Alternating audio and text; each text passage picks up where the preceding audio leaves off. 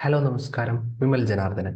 അപ്പോൾ ബിസിനസ്സിൽ നമ്മൾ എന്തുകൊണ്ട് ഡിജിറ്റൽ മാർക്കറ്റിംഗ് ഉപയോഗിക്കണം എന്നാണ് നമ്മൾ ഇന്ന് ചർച്ച ചെയ്യാൻ പോകുന്നത്. പണ്ട് കാലത്ത് നമ്മൾ നിലമുഴാൻ കാളകളെയാണ് ഉപയോഗിച്ചുകൊണ്ടിരുന്നത്, അല്ലേ? ഇപ്പോൾ അങ്ങനെ ഉപയോഗിക്കുന്നുണ്ടോ? ട്രാക്ടർ വന്നതിന് ശേഷം ട്രാക്ടറാണ് നമ്മൾ ഉപയോഗിക്കുന്നത്. അതുപോലെ തന്നെ ഇപ്പോൾ നമ്മൾ ഒരു ഫൗണ്ടേഷൻ വർക്ക്, ഒരു വീടിൻ്റെ ഒക്കെ ഫൗണ്ടേഷൻ വർക്കിന് കുഴിയെടുക്കാൻ നമ്മൾ ആൾക്കാർ ഉപയോഗിക്കുന്നുണ്ടോ? ഹിറ്റാച്ചി, JCB അതുപോലെ മെഷീനറീസ് വന്നതിന് ശേഷം നമ്മൾ ആൾക്കാർ ഉപയോഗിക്കാറേ ഇല്ല, അല്ലേ? എന്തുകൊണ്ടാ? നമുക്ക് ഒരുപാട് ലാഭമുണ്ട്. പണം ലാഭമാണ്, മാൻ പവർ ലാഭമാണ്, അതുപോലെ തന്നെ ടൈം ഏറ്റവും ഇമ്പോർട്ടൻ്റ് ആയിട്ടുള്ള കാര്യം. അവർ ഒരു 6 ദിവസം കൊണ്ട് ചെയ്യുന്ന കാര്യം ഈ ഒരു ഹിറ്റാച്ചി ഉണ്ടെങ്കിൽ നമുക്ക് അരമണിക്കൂർ 1 മണിക്കൂർ കൊണ്ട് ചെയ്യാൻ പറ്റും. ഇതുപോലെ തന്നെയാണ് നമ്മൾ ട്രഡീഷണൽ മാർക്കറ്റിംഗ് ഉപയോഗിക്കുന്ന അല്ലെങ്കിൽ അത് അപ്ലൈ ചെയ്യുന്ന ഒരു ബിസിനസ്സും ഡിജിറ്റൽ മാർക്കറ്റിംഗ് അപ്ലൈ ചെയ്യുന്ന ഒരു ബിസിനസ്സും തമ്മിലുള്ള ഒരു വ്യത്യാസം. ഒരു പത്രത്തിൽ പരസ്യം കൊടുത്തു കഴിഞ്ഞാൽ എത്ര ആളിലേക്ക് ആ പരസ്യം എത്തി എന്ന് നമുക്ക് ഒരിക്കലും മെഷർ ചെയ്യാൻ പറ്റില്ല, അല്ലേ?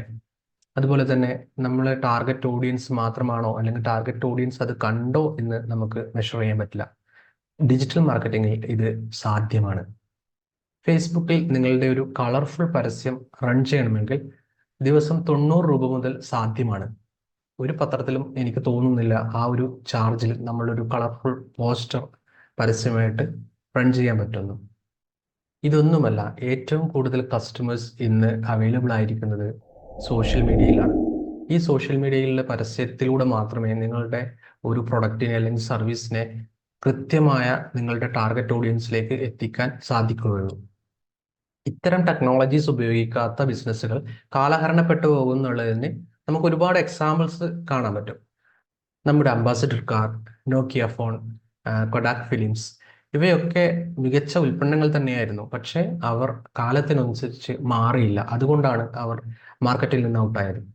മാർക്കറ്റിൽ എപ്പോഴും ഡിസ്ട്രപ്ഷൻസ് നടന്നുകൊണ്ടിരിക്കുന്നുണ്ട്. അത് ഒരു അനിവാര്യതയാണ്. 90കളിൽ നമ്മൾ കണ്ടുകൊണ്ടിരുന്ന ടെലിഫോൺ ബൂത്തുകളും ഇന്റർനെറ്റ് കഫേകളും CD കടകളും ഒന്നും ഇന്ന് കാണാനില്ല, അല്ലേ?